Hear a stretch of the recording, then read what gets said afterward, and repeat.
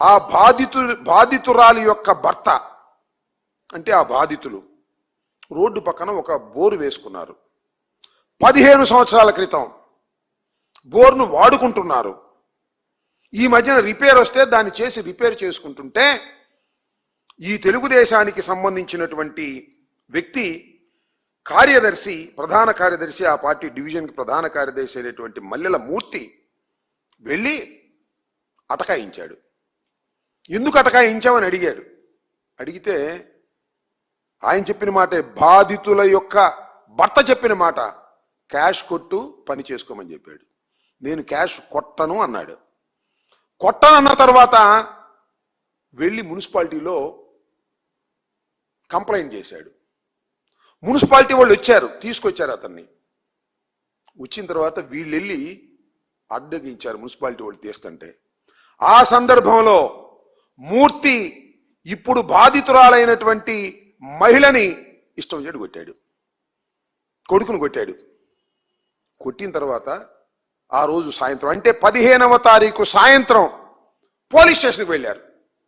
ఈ బాధితురాలు కుటుంబం మొత్తం వెళ్ళారు. ముగ్గురు, భర్త, కొడుకు, ఆమె వెళ్ళారు.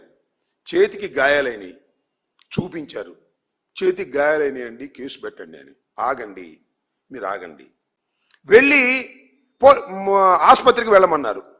ఆసుపత్రికి వెళ్ళారు, సర్టిఫికేట్ తీసుకొచ్చారు. కేసు రిజిస్టర్ చేయండి అన్నారు. ఆగండి అన్నారు. చెయ్యలేదు. ఎందుకు చేయలేదు చెప్పాలి, నారా చంద్రబాబు నాయుడు గారు చెప్పాలి. చేయలేదు, పో.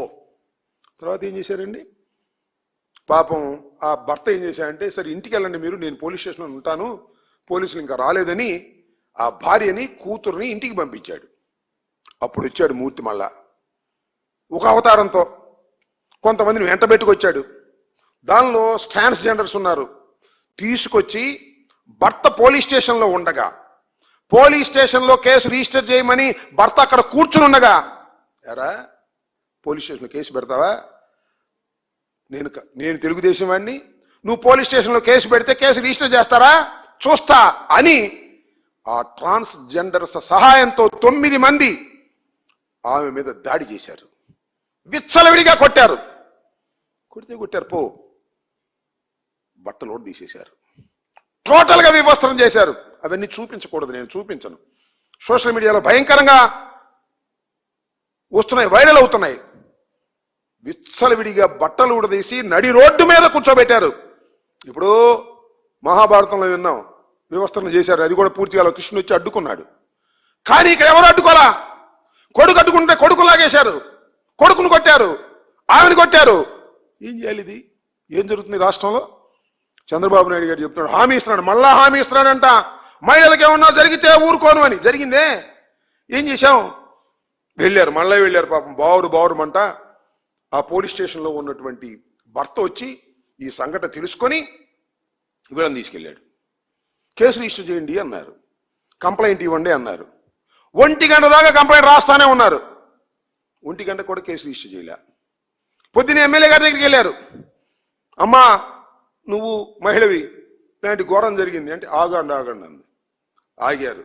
వాళ్ళని పిలిచారు, ట్రాన్స్జెండర్స్ తరపున ఈ మూర్తిని అందరినీ పిలిచి కాంప్రమైజ్ పెట్టారు.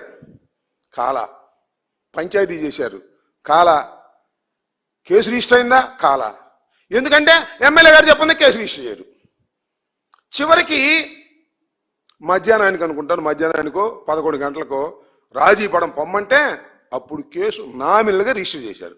రిజిస్టర్ చేసి తల కింద పెట్టుకున్నారు.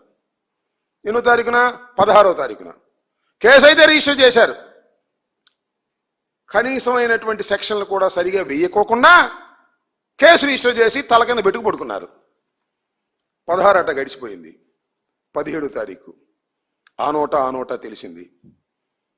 ఇంకా చిత్రమైన విషయం ఏంటంటే, అదృష్టం వాళ్ళ ఇంటి దగ్గర 2 కెమెరాలు నేను చూసి వచ్చా. నేను అమ్మాయి వెళ్ళి చూసి వచ్చాం. 2 కెమెరాలో రికార్డ్ అయింది మొత్తం. ఆ రికార్డుని తీసుకెళ్ళి చూపించారు.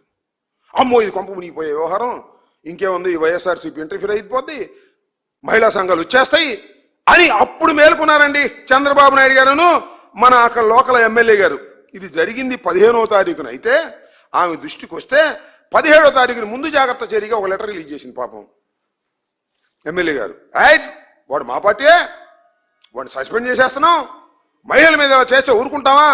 మరి అప్పుడు దాకా ఏం చేసాం? 15వ తారీఖు జరిగితే 16 కాముకున్నావు, 17 సాయంత్రం మాత్రం రిలీజ్ చేసింది. ఎక్కడో వచ్చి మీద పడిపోతుంది వ్యవహారం, సోషల్ మీడియాలో జరిగిపోతుంది.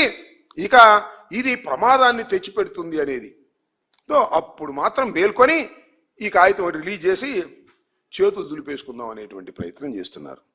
ఎంత దారుణమైనటువంటి అంశం ఇది.